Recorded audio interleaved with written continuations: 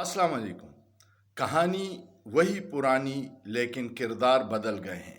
सियासत और तारीख़ के तालिब इल्मों को पता है कि 50 साल पहले कायद आज़म मोहम्मद अली जिन्ना की बहन मादर मिल्लत फ़ातिमा जिन्नाब को जब सियासी तौर पर शिकस्त देने में नाकाम रहे तो डिक्टेटर जनरल मोहम्मद अयूब ने उस पर इंडियन एजेंट का इल्ज़ाम लगाया था और अखबारात में ये प्रोपेगेंडा किया गया था कि वो फ़ौज को बदनाम कर रही है। 50 साल बाद वही हो रहा है।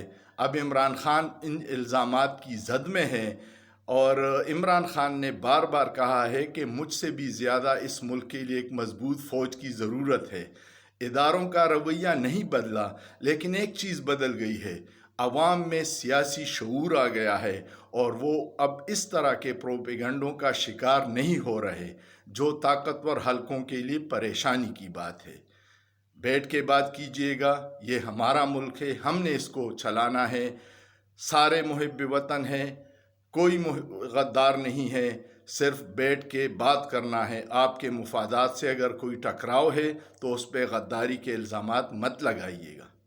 सोचिए, सोचना जुर्म नहीं है।